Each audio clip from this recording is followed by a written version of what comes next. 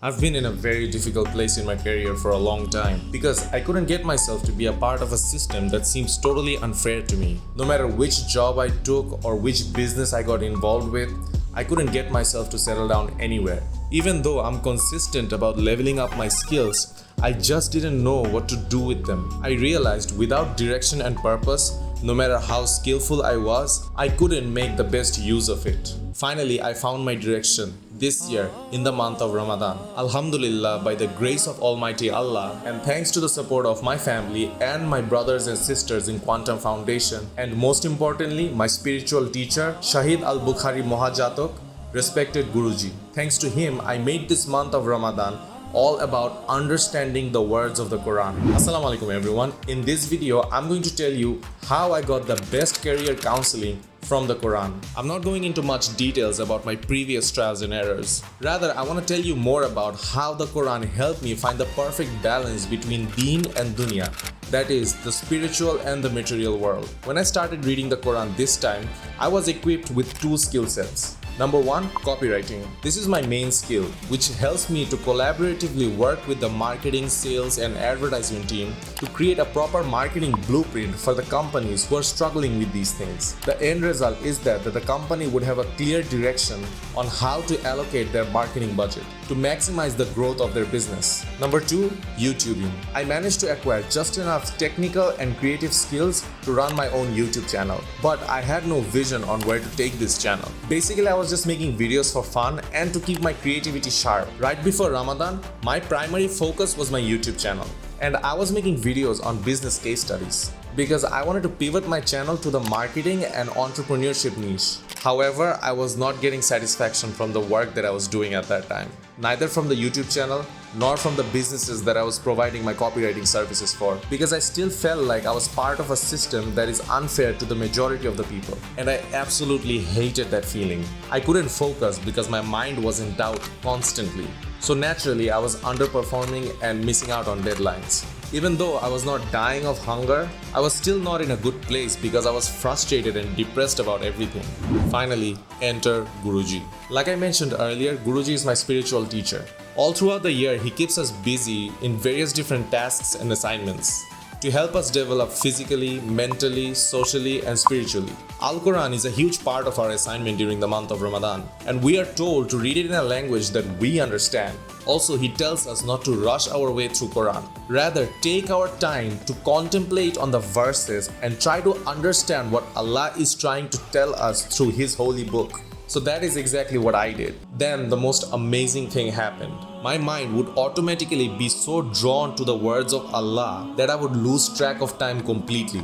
I remember sitting down to read after Fajr and get up right before Maghrib to break the fast. The only time I was not reading the Quran was when I was performing my daily prayers. I hadn't felt this focused in years. I'll have you know that I practice meditation every day. So not being able to focus means that I've been doing something terribly wrong for a long time, which is bad for me. Naturally, I dropped all my other tasks and use the laser-like focus to spend as much time as possible with the Quran. Now I'm going to tell you the exact train of thought that helped me understand what I have to do. As I was reading the Quran, I realized that Allah talks about all aspects of life in the Quran, which naturally made me wonder, what does Allah have to say about business, economics, and politics? I mean, these three things have a huge impact on our lives, right? So I started Googling.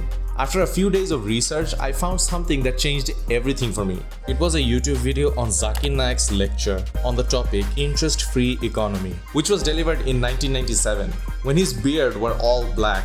Zakir Naik is a great speaker and we all know that, but I was more baffled by the concept of Islamic finance and banking that he was talking about. There is so much beauty and wisdom in the concepts that I cannot do justice to it even if I praise it for an entire lifetime. The solution that Islamic banking and economics provides can destroy income inequality and at the same time reward skillful businessmen, ensure decent employment for everyone, and also help the underprivileged. I mean, isn't that what we all want from a government? A system that is completely focused on social justice and at the same time rewarding you for your skills. Since I discovered this, I decided to use my marketing skills to work for Islamic finance companies and use my YouTubing skills to create videos to raise awareness on Islamic finance. Islamic finance is a topic that is fairly new to me, so creating YouTube videos helps me to learn and my marketing skills will help me to earn, inshallah. Now, I'm not going into more details about Islamic finance in this video, but I will share some amazing things that I discovered during my research that any person from any profession can benefit from. Number one, the whole Renaissance in Europe was inspired by Islamic scholars. Leonardo da Vinci, Michelangelo were all inspired by Islamic scholars. The earliest concept of university was established by Islamic scholars. Now, keeping that in mind, search for Islamic scholars who have contributed in your field of expertise and just read what they have to say. Plenty of contemporary authors are writing to show their appreciation towards Islamic wisdom. If you are a lawyer, read about Islamic law. If you are a politician, read about Islamic politics or the history of it. If you are a businessman, read about Islamic entrepreneurship. If you are a doctor, read Ibn Sina's book, The Canon of Medicine. It was the basic textbook for European doctors for 500 years. Name one author in the medical field who stayed relevant for that long. After learning all of this, I was overwhelmed with a sense of gratitude and guilt. Grateful because Allah blessed me with this realization and appreciation towards Islamic wisdom on the holy month of Ramadan, and guilty because I took my religion for granted just because I was born in a Muslim family and I never gave it the attention it deserves. If there is anyone you think who needs to watch this video, please share it with them, because the Quran is for all of humanity. May Allah bless us all with His wisdom and knowledge. Thanks for watching this video till the end. I'll see you in the next one, inshallah.